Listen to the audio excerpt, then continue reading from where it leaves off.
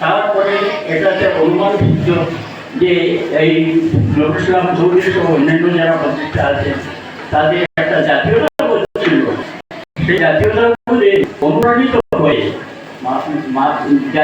জাতির জনক মহাত্মা গান্ধীর নামে এই কলেজটা দেওয়া হয়েছে।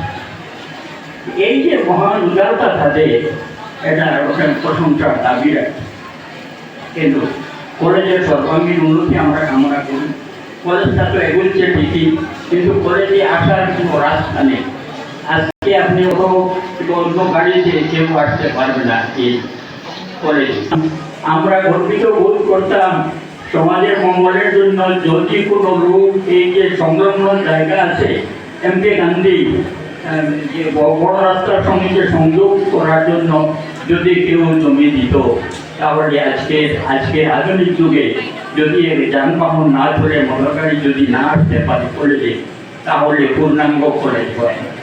আশা করি কোনো লোক বা ভবিষ্যতে এইভাবে লোক আমরা পেতেও পারি এবং তারা অমরত্ব লাভ করবেন দিয়ে থাকে। নজরুল ইসলাম চৌধুরীর সম্বন্ধে অনেক বলা হয়েছে এবং তার কর্মজীবন সম্বন্ধে আমি বেশি কিছু জানি না, কারণ চাকরি সূত্রে অন্যতম ছিলাম।